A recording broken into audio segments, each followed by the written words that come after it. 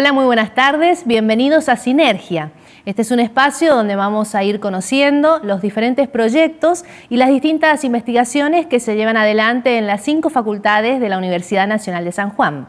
Y en este caso nos encontramos con el director del Centro Tecnológico Educativo de la Universidad Nacional de San Juan, el ingeniero Américo Sirvente. Hola, muy buenas tardes y bienvenido. Buenas tardes, muchas gracias por permitirnos contar lo que hacemos.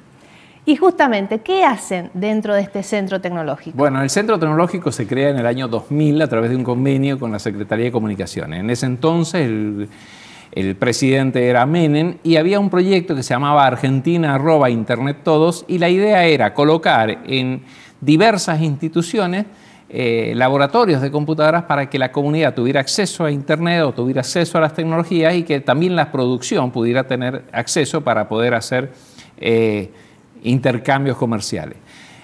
A la universidad le tocó un equipo pensado para un ámbito educativo que era el doble de computadoras de las que se entregaban normalmente. O sea, en una unión vecinal se entregaban 5, a nosotros nos entregaron 10, con un servidor, porque se suponía que ahí íbamos a poner contenidos para la educación. Y el proyecto original contemplaba la posibilidad de colocarnos una línea telefónica para que tuviésemos internet con un módem particular. Pero cambia el gobierno, llega de la Rúa, todo se demora. Después de muchísimos trámites logramos que por fin nos instalaran eso. Los equipos eran equipos de muy buena calidad, venía el laboratorio totalmente instalado y bueno, lo colocamos en un aula especial que había en el complejo universitario de Islas Malvinas, en unas aulas comunes. Ahí instalamos este laboratorio. No lo recibo yo, lo recibe otra gente de la universidad, y me asignan a mí la tarea de coordinar lo que había que hacer. Y desde ahí empezamos a trabajar con acciones que tenían que ver con la comunidad en la época más emblemática, en donde teníamos tanto conflicto y lo demás. Dábamos cursos gratuitos a cambio de alimentos que después los llevábamos a los comedores infantiles. En fin, hicimos unas tareas que tenían que ver mucho con lo solidario. Esto ocurrió al principio. Después lo hemos usado mucho para capacitar con muy bajo costo, casi nada, porque todo esto se hacía sin recursos, a la comunidad. ¿Y cómo se financiaban en ese momento? Generalmente era con alumnos de tipo voluntario, o sea, alumnos que se acercaban para tener acceso a la tecnología y los aprovechábamos para que a su vez aprendieran a dar clases y demás, y dábamos clases, a veces a cambio de alimentos, a veces a cambio de una cuota ínfima, de manera de poder mantener una estructura mínima para poder funcionar. Esto funcionó muy bien hasta el año 2007, más o menos, 2008, en donde ya los equipos que teníamos eran bastante obsoletos. Claro. A partir del 2009 empezamos a presentarnos en proyectos que tienen que ver con la Secretaría de Política Universitaria, que también eran proyectos de voluntariado universitario, en donde esta política de este gobierno estaba orientada y centrada a hacer actividades con la comunidad a los efectos de poder llevar algo de la academia a la calle, pero a su vez nutrirnos de las necesidades de la gente en la calle. Y nosotros empezamos a trabajar con alumnos del área informática, planteamos la posibilidad de capacitar a docentes en el uso de una metodología que había surgido de un proyecto de investigación. Y bueno, empezamos a ganar proyectos. En este momento tenemos 9 proyectos ya ganados, muchos de ellos ya completados. Y bueno, se disparó ahí la posibilidad de que con esos recursos pudiéramos cambiar el equipamiento. Hicimos la impresión de un libro que se regala en los talleres que estamos dando con la metodología. Lifting Académico. El libro se llama Lifting Académico y explica la metodología MEDIME, que es una metodología de diseño hipermedial de materiales educativos orientado a maestros o a docentes que no les gusta la tecnología, entonces lo hacemos entrar en el uso de la tecnología por el lado amable. ¿Esta metodología es emblemática dentro del centro tecnológico? Sí, hoy en día se ha transformado en el principal motivo de labor y en el principal motivo del proyecto, de estos proyectos de voluntariado. Y además hemos tenido la suerte de que cuando lo hemos llevado a algunas autoridades, por ejemplo, a la Secretaría de Ciencia, a la Secretaría de Estado de Ciencia y Tecnología, al ingeniero Del Bono, le gustó la idea y me dice: presentate un proyecto como corresponde. Presentamos un proyecto, nos han aceptado que demos un taller en cada uno de los departamentos. El proyecto original es de 20 de talleres, nos han aceptado los 10 talleres, de manera tal de poder, con estos alumnos, interactuar con la comunidad, capacitando a docentes para ir generando en cada uno de los departamentos una pequeña masa crítica de docentes que usen la tecnología, aprovechando a su vez este plan de entrega de computadoras que se llama Conectar Igualdad. Bien, ¿y cómo se trabaja específicamente de esta metodología? Bueno, es muy sencillo. Más allá de algún conocimiento básico, nosotros lo que hacemos es respetar básicamente lo que el docente sabe, porque el docente sabe cómo enseñar. Lo que no le gusta al docente, y esto surge de una investigación que nosotros hicimos, es aprender informática. Entonces eso le aterra. Entonces dijimos, bueno, ¿cómo podemos hacer para que una gente que ya lleva muchos años enseñando supere esta resistencia al cambio? Entonces el lado amable que yo digo siempre es que con la excusa del taller, nosotros lo llevamos y le hacemos hacer algunas actividades que tienen que ver con la tecnología, como búsqueda de recursos, búsqueda de páginas web que tengan que ver con su tema, búsqueda de videos que tienen que ver con su tema. Todo eso se recopila y la metodología indica, en la metodología el docente indica de qué manera quiere esos materiales ordenarlos para que los pongamos en una página web. Y ahí es donde intervienen.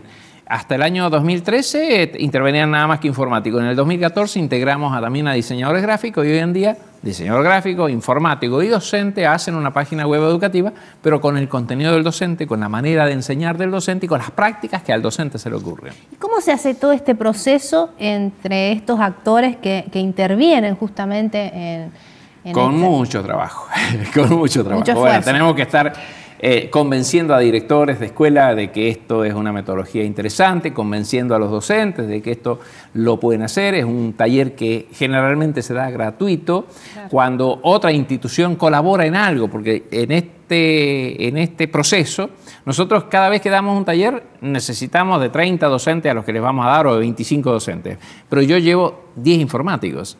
Entonces claro, el traslado, la comida de esos informáticos son 5 clases de 3 horas, en fin, hay todo un proceso que requiere algún recurso. Esos recursos generalmente los coloca alguna institución intermedia, a veces son las escuelas, a veces es algún municipio y a veces nada, a veces lo hacemos porque lo hacemos, ¿sí? Por vocación y por ideología, ¿no? Claro. ¿Y por qué esta resistencia a la tecnología por parte de los docentes? Bien. Hay una cuestión que tiene que ver con la edad, ¿sí?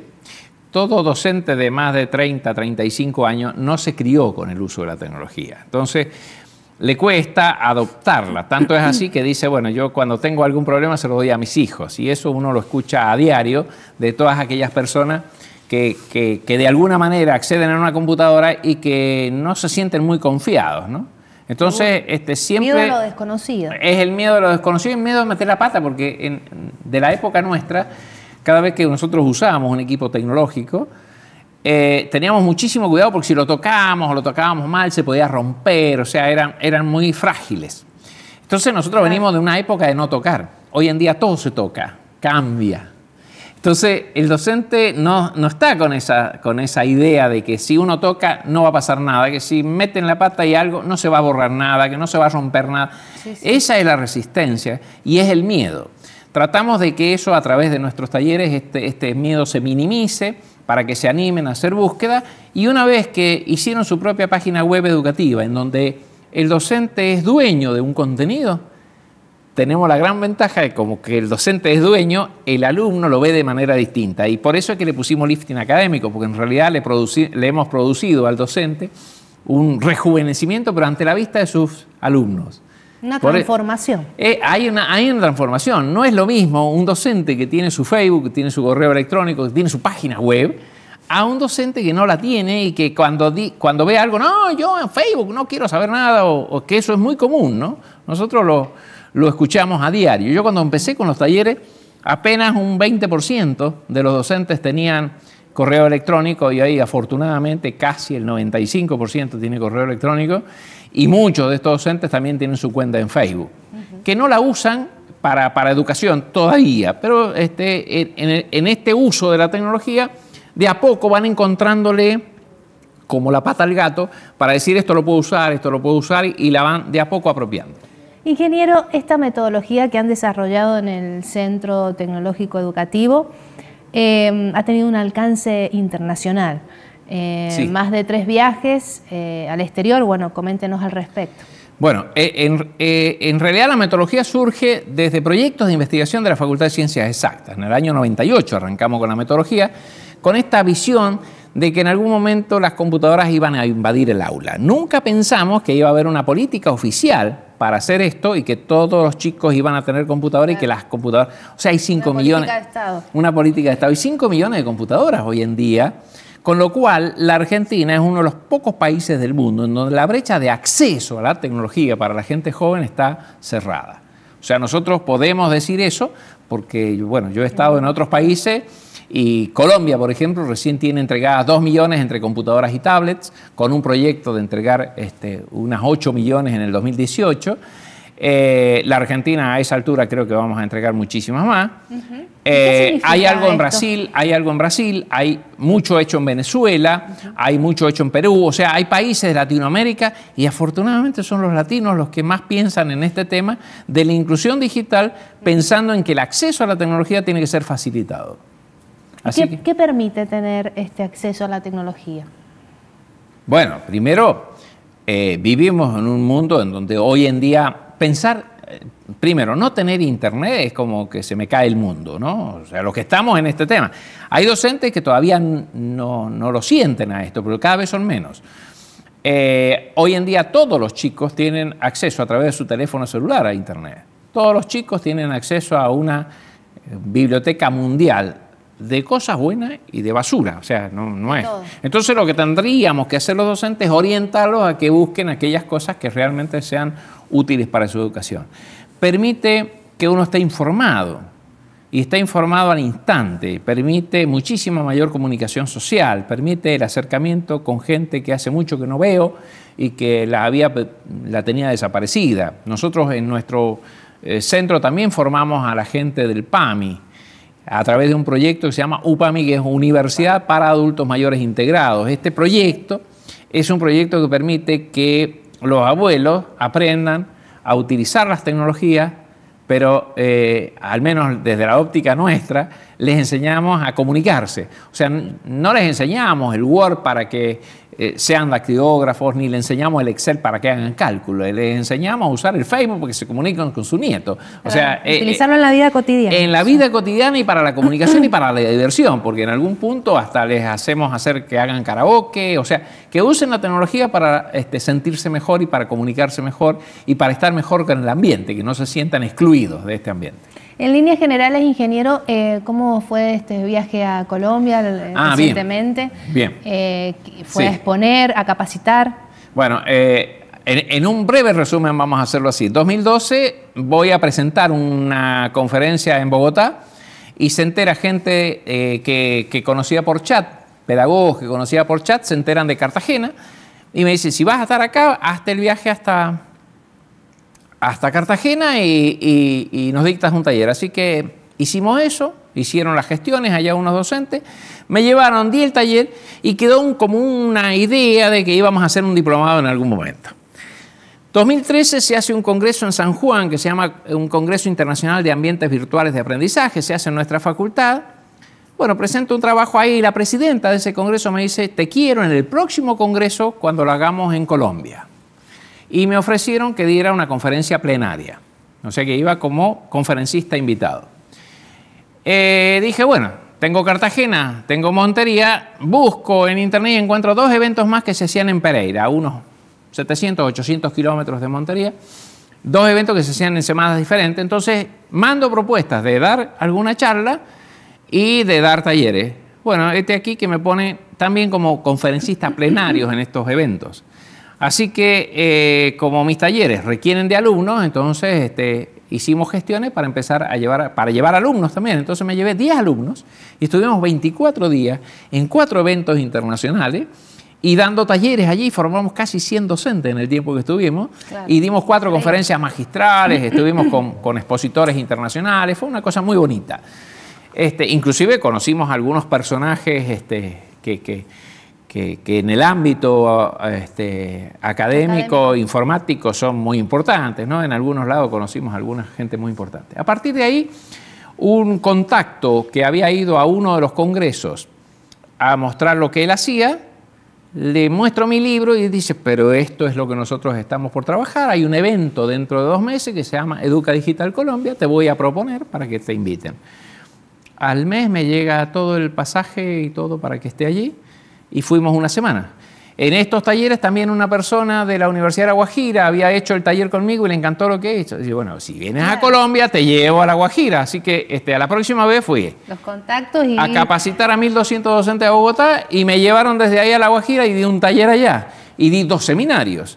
Cuando estoy dando los seminarios y lo demás, me ven que yo no paraba de trabajar, porque de los 7 días que estuve, trabajé 8, así que estaba todo el día ocupado y haciendo cosas. Y me ofrecieron que me hiciera cargo de la presidencia del comité científico de un congreso que pensaban hacer en La Guajira. Así que en mayo estuve por ahí, estuve 45 días más entre Colombia, entre La Guajira y Cartagena, en donde fui a dictar talleres. En La Guajira estuve dictando talleres, dictando seminarios, estuve en encuentros de escritores y a su vez participé organizando este congreso, así que estuve un mes solamente trabajando en el congreso, un congreso de 40 ponencias que después se transformó en 210, tenía 40 evaluadores, o sea, hubo un trabajo muy fuerte, porque cambiaste el método en que lo difundimos al congreso, por eso hubo tanto éxito y tantos trabajos presentados. Muy bien. Y desde ahí apareció la posibilidad de que hiciéramos aquí un seminario y es lo que vamos a hacer en unos días más, y la presidenta de aquel congreso viene aquí a un seminario, a participar de un seminario que hemos organizado nosotros con algunas de las conferencias que no pudimos dar allá. O sea, con los locales que no pudieron viajar, van a dar unas conferencias aquí. Muchas actividades, muchas investigaciones que se han realizado dentro de este centro tecnológico educativo y que, bueno, la metodología MEDIME, pero ahora queremos conocer al investigador, a Américo Sirvente, a esa persona que me gustaría saber cómo inicia sus estudios universitarios, cómo inicia esta carrera académica. Bueno, yo vengo de una familia muy humilde, una familia que vivía en los laterales de la Ruta 40, en carpintería. Yo siempre les cuento a los chicos que yo vivía en esas casas que en realidad nosotros les llamamos taperas, que son horcones en las esquinas y cañizos y revocados. O sea, yo viví en una casa de esas hasta los 5 o 6 años, luego nos trasladamos a una casa que era toda de adobe. Bueno, así fui creciendo, hice mi primaria por ahí. Cuando ya estaba a nivel de secundario estábamos un poco más cerca, aquí en Pocito, también vivíamos en una casa de adobe. Épocas difíciles. Digamos, uno no sabía que eran difíciles. Era como uno vivía, o sea, la familia vivía así y bueno, vivíamos con estas dificultades. Y uno no sabía lo que era, digamos, uno era pobre, pero no era natural, era como vivíamos, toda mi familia era parecida, en fin. La cuestión es que empiezo a pensar qué quiero estudiar. ¿A qué edad? A los 10, 11, 12 años, cuando ya estaba terminando el primario. Entonces la maestra en ese momento, que era la señora de Parisí, que años después la conoce, que era maestra mía, fue un personal PAU de aquí de ingeniería, que me la encontré grande después, y ella nos preguntaba, ¿y qué es lo que van a hacer? Y resulta que de los que íbamos a venir al centro a hacer estudios secundarios, éramos 3 nada más de todo el curso. 3. De bueno, 30 yo dije, chicos. De 30. Claro, 30 más o menos eran. Entonces yo digo, bueno, y yo insistía en que quería venir. Bueno, me inscribí en la escuela industrial, tuve la suerte de pasar, en esa época ya se tomaba el examen de ingreso, tuve la suerte de ingresar y entré en primer año. Claro, yo venía de un colegio de las afueras, entonces el primer año me llevé 6, en el segundo año me llevé 7 materias, de las 13 a las 14, claro. Pero nunca dejé de venir. Pero en algún momento, como yo quería ser técnico vial, en algún momento pasé a ser técnico vial y la cantidad de materias que me llevaba cada año eran menores, hasta que en el último año casi, por una de estas casualidades, nos saco la medalla de mejor de los viales. Éramos poquitos, ¿no? Porque tampoco era... Pero ¿qué sucedió? En todas las vacaciones yo iba a trabajar y en una de las vacaciones antes de recibirme, 2 años antes de recibirme, estuve en el Chocón. Trabajaba como ayudante de topógrafo, o sea, cosas que tenían que ver con relacionadas a lo que estaba estudiando. Estuve en el Chocón, yo estuve en la construcción del dique de Chocón, Cerros Colorado, luego volví, seguí, terminé. Apenas termino, me ofrecen, estábamos con el viaje a Europa y yo no había vendido todos los números, sí. Y aparece la posibilidad de irme a Tierra del Fuego a trabajar en la construcción del aeropuerto de Río Grande, el aeropuerto que se ocupó luego en la Guerra de las Malvinas con nuestros aviones. Entonces voy para allá. Cuando llego allá, el que dirigía la obra era un ex docente nuestro de la Escuela Industrial, un ingeniero. Claro. Y bueno, pero en vez de llevar uno, llevaron a dos, porque a mí me habían dicho el sueldo que le daban a uno. Entonces, pero cuando me vieron a mí tan jovencito y me dice, ¿y el otro? Entonces fui y busqué un amigo y fuimos los dos. Entonces, con casi la plata de que le pagaban a uno, nos llevaron a dos. Nos llevaron hasta allá, nos llevaron en avión y demás. Primera vez que viajaba en avión, todo un desastre, te cuento, porque claro. Todo nuevo. Todo nuevo, el avión me hizo recontramar, así que bueno, y para colmo, el último tramo desde Río Gallegos hasta Río Grande se hacía en un avión de los Fokker, unos aviones de la Fuerza Aérea. Claro. Un avión chiquitito con 8 o 10 asientos que no iba a 3.000, claro. Iban a 3.000 metros, entonces vos veías allá las ovejas, las veías como granitos de arroz en el piso, también se movía un montón, bueno, toda una experiencia. Estuvimos ahí 3 meses y bueno, dijimos que nos teníamos que ir a Europa porque habíamos estado, toda la plata que saqué de ahí la puse en el viaje y me fui a Europa 5 meses. 5 meses, así que estuve en Europa, volví de Europa, me dan trabajo, me voy a... ¿Cuántos años tenía? 19 años. 19 años. Me voy a la cordillera, estoy trabajando en la cordillera y mientras estaba el proceso del servicio militar. Entonces, no, que tenía unos amigos, unos ingenieros que me iban a salvar, que me iban a mandar aquí Me tocó en Tupungato, en Mendoza, en el regimiento 11. Y me estuve ahí 8 meses en la Conimba, haciendo el servicio militar. Bueno, pero ya había hecho el cursillo en la universidad, entonces para el sistema yo era un universitario. Claro. Entonces, bueno, no la pasé tan mal.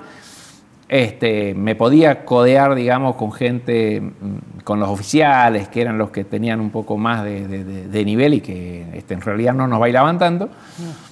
Y bueno, vengo, me mandan a la cordillera, estoy trabajando en la cordillera con esta empresa, que uno de los dueños de esa empresa era el ingeniero Miguel Yolando Carmona y la otra era el ingeniero Olivera, y me mandan a la cordillera y de la cordillera hacemos el estudio del camino entre Calingasta e Iglesia y los datos de ese relevamiento había que traerlos aquí a la Facultad de Ingeniería a que los procesáramos con una computadora.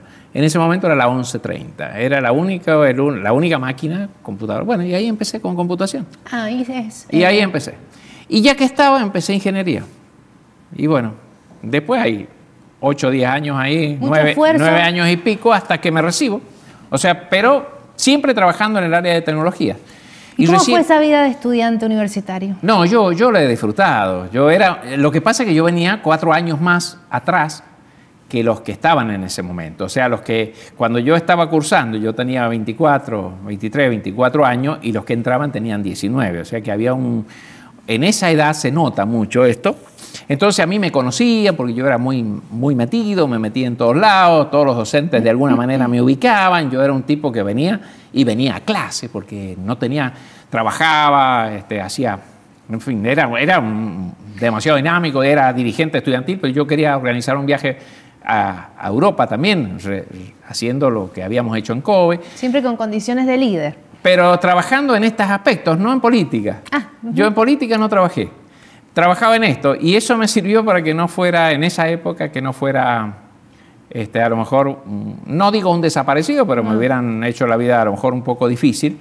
En esa época, porque claro, según me enteré después, había habido gente en mis reuniones, en donde iban a ver qué hacíamos en las reuniones, y claro, yo lo que quería era irnos de viaje, entonces organizaba cosas para vender, para conseguir recursos, y bueno, cuando quise acordarnos recibí. Se recibió. Y ahí descubrí que me gustaba la docencia, porque creamos una carrera que era la carrera de programador y descubrí que me gustaba la docencia. Y descubrí que era bueno dando clases, o sea que empecé ¿Y hubo un momento puntual donde pudo usted decidirse y decir, sí, me gusta la docencia? Bueno, sucede que en los últimos años yo tomé con muchísima pasión el tema de ingeniero en vías de comunicación. Y en esa época había un agrimensor, que era el agrimensor de la Torre, el que creó la Escuela de Caminos de Montaña, que vio en Ortiz Andino, en Julio Ortiz Andino, que hoy en día trabaja en Vialidad Nacional en Buenos Aires, y en mí algunas cualidades como para tenernos en su equipo para la Escuela de Caminos de Montaña, que era una escuela de posgrado. Los dos trabajábamos en el área de tecnologías, de la informática, sabíamos programar y demás, e hicimos un proyecto de autopista como trabajo final de la materia que él manejaba, que nos puso 10 felicitados. Y bueno, inmediatamente que nos recibimos, nos ofrece un carguito de JTP, el básico. Pero al poquito tiempo hubieron puntos y demás, y estaba creciendo esta escuela, nos ofrecen un adjunto y se produce la creación de la carrera de informática en exactas y se llama concurso. Yo no tenía idea en eso. Bueno, presentémonos en concurso. Y yo me presenté en concurso y gano el concurso. Entonces ya era profesor adjunto, pero en el área de informática. Claro. Y desde ahí, digamos, se dispara todo un proceso de 30 años trabajando en esta área y trabajando en educación. ¿Y la investigación cuándo surge esa inquietud? Bueno, cuando yo estoy en la carrera, empezando a trabajar, bueno, teníamos 1.200 alumnos. O sea, esto cuando uno cuenta estas cosas, yo tenía un cargo de adjunto semi nada más. Pero teníamos 1.200 alumnos, dábamos clases mañana, tarde y noche, era Y en algún momento el director del departamento de informática renuncia. Los amigotes que tenía ahí al lado veían que yo era un tipo de armas tomar y que yo laburaba y laburaba y laburaba. Entonces me dijeron, bueno, mira, el Américo, para que es director de departamento, debo haber tenido 30 y pico de años, 35, 38 años. Director de departamento. Y yo le digo, pero escúchame, yo no tengo esta. No, que te vamos a ayudar. Y bueno, apareció esto de ser director de departamento cuando los directores de departamento eran honoríficos, era un cargo honorífico, pero vos lo hacías desde tu cargo original. Y yo me acuerdo que en ese momento creamos cursos nuevos, tomamos muchísima gente, íbamos creciendo como carrera, se inscribían barbaridad de alumnos, se inscribían en la carrera. Y al poco tiempo se llaman a elecciones y bueno, el decano de ese momento me llama y me dice, te queremos ofrecer el vicedecanato. Así que fui vicedecano y bueno, empecé con una actividad de gestión que tampoco sabía que tenía habilidades para eso, uno va descubriendo estas cosas, pero nunca dejé de dar clases. Y en ese interín se produce también la vacante de un instituto, el Instituto de Informática. Entonces, desde mi cargo de vicedecano también era director del Instituto de Informática, después dejo de ser vicedecano, sigo como director, en fin, pasan las cuestiones hasta que en algún momento vuelvo a presentarme en concurso en una materia de los últimos años, gano el concurso y bueno, recién en el año 2004, después de muchísimo tiempo y de estar muchos años con 2 cargos semis, logro que me unifiquen los cargos y vuelven a llamar al concurso, así que desde el 2004 soy titular exclusivo y ya es la máxima categoría como docente, y en el 2000 me ofrecen hacerme cargo de esto honoríficamente también, porque no tiene valor adicional, y bueno, y así es como hemos llegado ahora. Y ahí en el Instituto de Informática es donde empezamos distintos proyectos de investigación y mi facultad en ese momento no aprobaba los proyectos de investigación. Yo empiezo a generar por cada proyecto de investigación un expediente y que sea aprobado por el Consejo. Entonces los proyectos empiezan desde ese momento. Después se ha producido toda esta transformación. Los proyectos pasan por un comité evaluador y demás. Pero en esa época uno decía, quiero trabajar en esto, y uno lo manifestaba, lo escribía, lo presentaba, el Consejo Directivo lo autorizaba y uno empezaba a trabajar. Todo sin recursos, ¿no? Todo esto era sin recursos. Después aparecieron los subsidios para proyectos de investigación. Américo, para concluir ya la entrevista, me gustaría que nos comentara cómo se conjuga todo esto de tantas horas de trabajo, tanta investigación, ser director de un centro tecnológico educativo con la familia. ¿Cómo se conjugan estos dos sectores? Está bien. Bueno, yo tengo una mujer que también es apasionada por lo que hace. Mi mujer es licenciada en enfermería y está a cargo de un área del sistema de salud del área de la zona, en la zona sur de la provincia. Y ella le pone mucha pasión también a lo que hace. Así que los dos somos unos locos por el trabajo, uno enfermo por trabajar. Claro. Y cuando se crea la carrera de licenciatura en enfermería, la directora de esa carrera, que la conocía a mi mujer, le dice, quiero que me vengas y me ayudes. Y mi mujer estuvo no sé cuánto tiempo trabajando ahí honoríficamente también, solamente por la amistad que tenía con la directora. Y también descubrió que era buena docente, así que le apasiona eso y está dando clases y bueno, y se pasa horas. Ella no trabaja mucho con la tecnología, así que cada vez que tiene que hacer un PowerPoint es un drama. Claro, pero se complementa.